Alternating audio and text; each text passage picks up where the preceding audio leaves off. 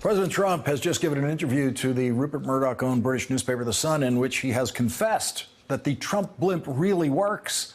The Trump blimp has really done its job. It has made Donald Trump feel unwelcome. In his interview with The Sun, President Trump said, "I guess when they put out blimps to make me feel unwelcome, no reason for me to go to London. I used to love London as a city. I haven't been there in a long time. But when they make you feel unwelcome, why would I stay there?" It has never occurred to Donald Trump to wonder why they are making him feel unwelcome. Why don't they like Donald Trump? That doesn't seem to have crossed his mind. One thing the British are not going to like is the President of the United States meddling in their national affairs and in their national politics. And in the interview, Donald Trump claims that he knows how to do the impossible, negotiate a simple Brexit deal, which will allow the United Kingdom to leave the European Union painlessly. I would have done it much differently. I actually told Theresa May how to do it, but she didn't agree with it. She didn't listen to me. What did she say? She didn't listen. No, I told her how to do it. That will be up to her to say. But I told her how to do it. She wanted to go a different route. And the President of the United States endorsed a rival of the current Prime Minister, Theresa May, to take her job as Prime Minister. Boris Johnson is a big Brexit cheerleader who has no idea how to carry out Brexit, and so he quit as Theresa May's Foreign Secretary this week. I think he's a great representative for your country. Well, I'm not pitting one against the other. I'm just saying I think he'd be a great Prime Minister, yeah. I think he's got what it takes, and I think he's got the right attitude to be a great Prime Minister.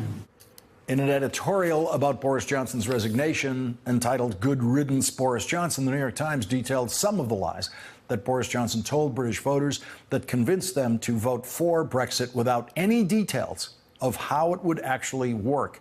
And President Trump not only demonstrated a complete ignorance of how Brexit might work in this interview, he told the single craziest lie he has ever told about the American economy. The GDP, since I've taken over, has doubled and tripled.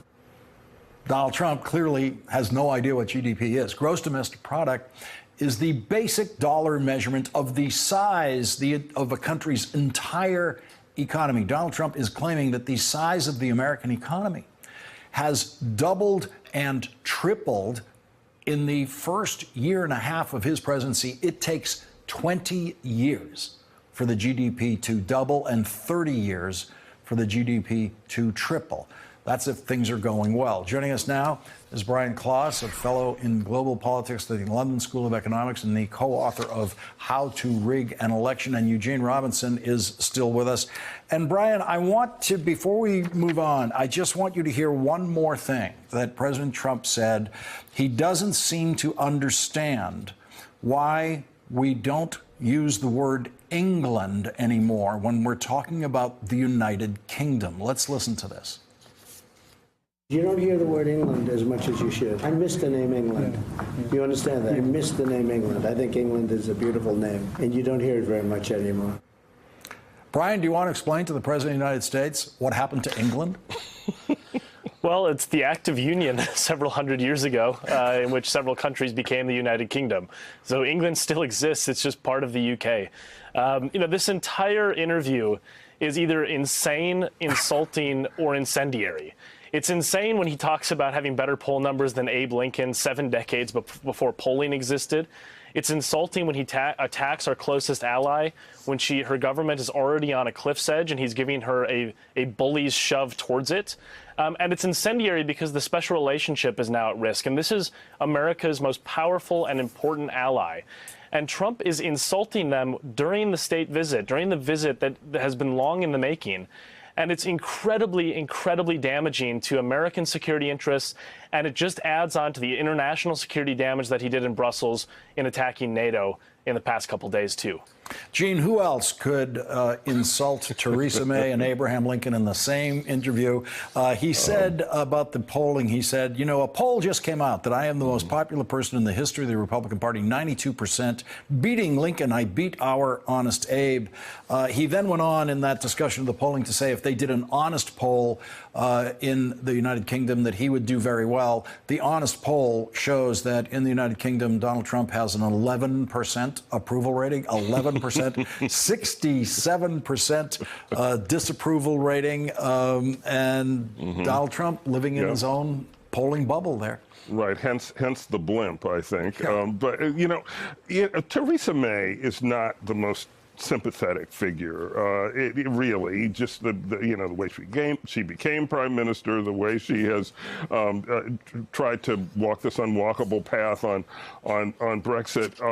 So I don't feel very sorry for her, but I do feel sorry for her today because she goes to all this trouble. She invites this incredibly unpopular man, the president, because he's president, to Britain. She has to make a big deal of it. It's not a state visit, but takes him out to Blenheim Palace and convinces the Queen to have tea with him, which I'm sure she was delighted to do.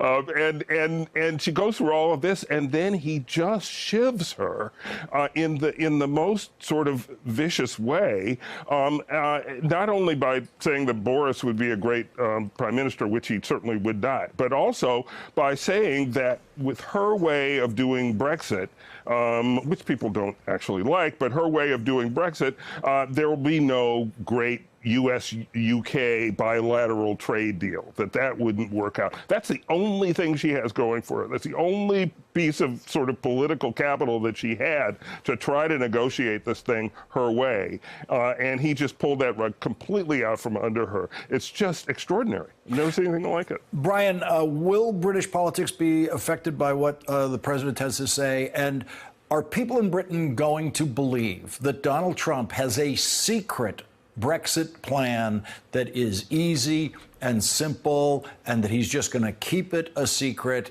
and let the British government struggle and try to figure out how to do what apparently is virtually impossible? Well, I think 11% of people might. But, you have a situation here where the British government and the British political system is going to be roiled by this completely. There's already a challenge, potential challenge to Theresa May's leadership, several resignations, and Donald Trump just made that way, way worse for her.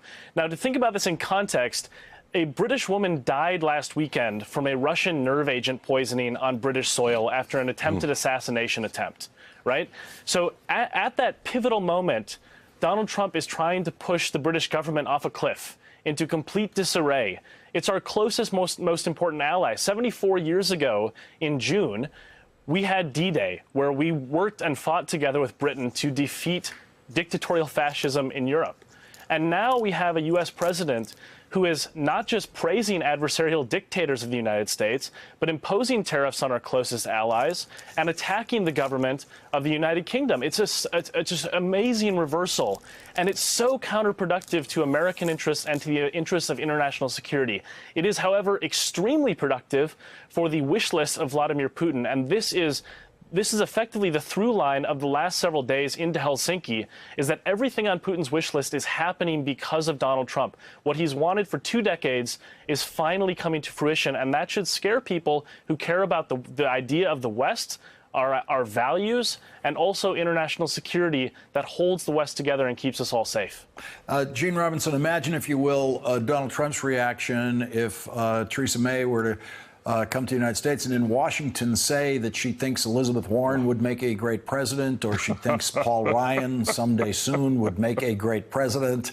President Trump would think that was fair comment? No, he would go totally ballistic. You know exactly what his reaction would be. It's again, I haven't seen anything like that. If you read that whole interview, I really sort of recommend people who have strong stomachs read the whole thing. There's a lot else in it, including just some incredible racism. He rails about how Europe is overrun with these immigrants, and you're losing your culture. and and it's just, it's really extraordinary. It's, Trump sort of unplugged. And why don't they call Northern Ireland, Scotland, Wales, and England just plain old England anymore? Yes. Brian Klaas, Eugene Robinson, thank you both very much for joining us tonight. Really appreciate it. Thanks for checking out our YouTube channel. Subscribe by clicking on the button below for more from The Last Word and the rest of MSNBC.